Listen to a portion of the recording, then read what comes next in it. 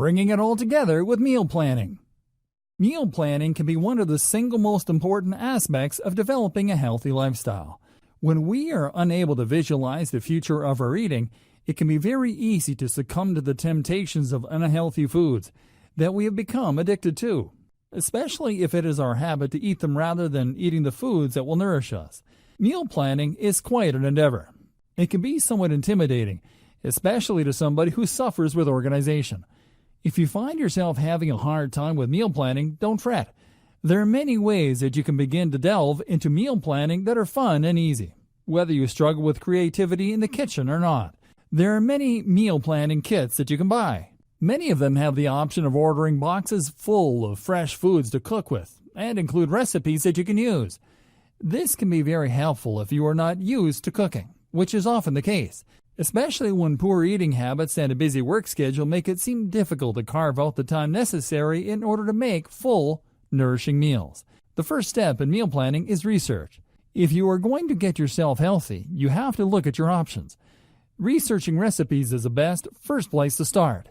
Accumulating a binder full of healthy foods that you want to try out can be both fun and educational.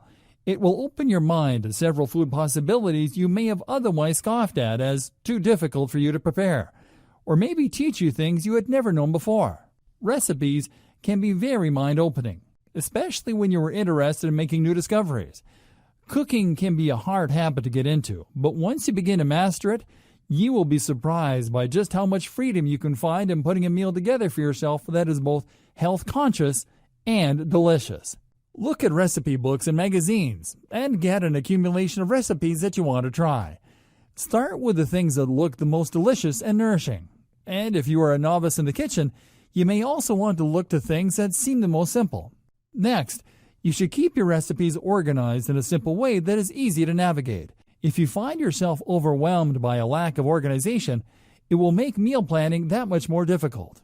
When you are beginning a new habit, you want to make sure that you are doing everything as simple as possible.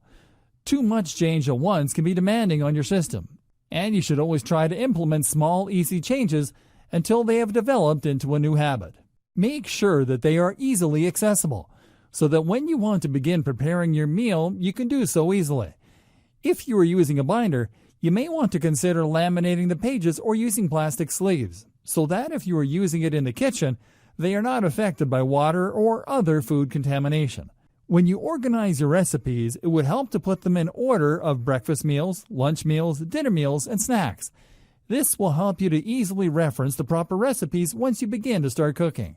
If you like, you can even organize your binder by day of the week and have your meals planned out for every day and printed out in the binder that way. There are many ways you can organize your recipes. Do what seems to make the most sense to you intuitively. Don't force yourself to adhere to a type of organization that doesn't work for you.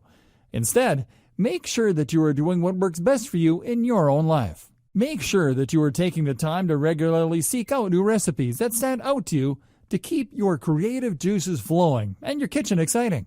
There are many types of recipes you can try, and the more you attempt, the more interesting going on a journey of healthy eating can be. Next, you should explore software such as Excel on Microsoft Office that will help you to organize your meal planning. On Excel, you will find a plethora of templates you can choose from to help yourself plan your meals by the day, time, and week. This can be a hugely valuable resource. If you would prefer not to use Excel, there are also apps you can download on your phone or tablet or another device to help you to utilize your time and resources better. You can even go the old-fashioned route and buy a notebook that is specially designed for planning meals. This is an important step in making sure your meals are organized and easily accessible. Having a meal plan is extremely helpful when it comes to embarking upon a journey of healthy eating. Creating good habits takes time and patience, and it is inevitable that you will slip somewhere along the way. But that doesn't mean that you have to stay stuck on the ground.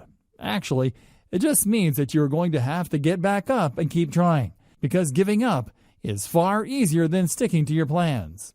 One thing that can really help when it comes to meal planning is sticking with a theme. For example, a lot of people have specific themes like Taco Tuesday, or another day that is assigned for a specific type of meal. If you think that would help you to stay on track, feel free to adopt that type of meal planning. It is done for a reason. because it works and it helps to keep things simple and streamlined. It can be very annoying to find yourself stuck doing a lot of planning and preparation every single week or month. So if you want to keep things easy, that can be a good way to do it. You could have a theme for bi-weekly meals, such as Taco Tuesday one night and maybe rice and vegetables the next Tuesday and alternate between them. There is no wrong way to plan your meals. What you have to make sure you do is to follow through. Without follow-through, everything else becomes redundant and difficult. Something that can truly help you to succeed at meal planning is accountability. If you let somebody who knows you and cares about you that you are attempting to plan your meals, ask them if they would be willing to help you to stick to your routine. They can help you by asking questions about how things are going and whether or not you're staying on track. They may also choose to encourage you and cheer you on through your endeavors. However they choose to support you, they can be very rewarding for both of you. If they are a positive and supportive person, it can be great to know that you have people rallying in your corner who truly want you to succeed. Just make sure that you are weeding out toxic people who bring you down by turning the attention onto themselves or by making you feel as if it will be difficult for you to accomplish your goals. Sure, constructive feedback can be incredibly useful, but if you are not seeking constructive feedback, it can at times be toxic. Make sure you understand the difference between a toxic person masquerading as a supportive person and a supportive person who truly wants to see you thrive. Another way to take accountability is by taking personal accountability. Personal accountability can be achieved through journaling and self-affirmations. Talking to yourself about your goals, whether you do it internally or out loud, can be a good way to help you to stay focused and ask yourself whether or not you are doing the things that you hope to accomplish. If you find that you are not, instead of beating yourself up about it, consider your obstacles and move on as you begin to uncover them. The only way you will ever be a failure is if you do not try. If you try, everything will ultimately fall into place because you are making an effort and creating positive changes in your life. Journaling is useful for many reasons. It can help you to write down what you have eaten and when and how much. This will give you a good idea of what you can realistically expect from yourself. The things that you are unhappy with, you should address and take note of. But instead of being angry at yourself for not being able to tackle it right away, remember that it is a process and you need to go slowly. Instead of implementing an entire change in routine and planning out every meal for the next month when you have never done it before, instead, start slowly by easing into 1 or 2 meals a week, and then gradually adding in the rest as you feel comfortable with the process. Make it something that does not shock your system.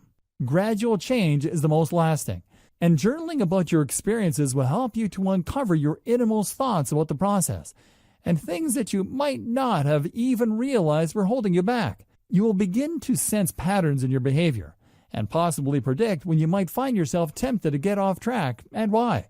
If you are able to identify these trigger points, it will be easier to avoid them in the future. Meal planning can be a very fun and exciting endeavor. Even if you aren't the type who enjoys that type of organization, it can be very rewarding to think about exactly what you're going to be putting into your body and take the steps necessary in actually doing so. Everybody deserves a chance to become the healthiest version of themselves possible. And with meal planning and a healthy dose of self-esteem, you will be well on your way to a lifestyle of healthy eating.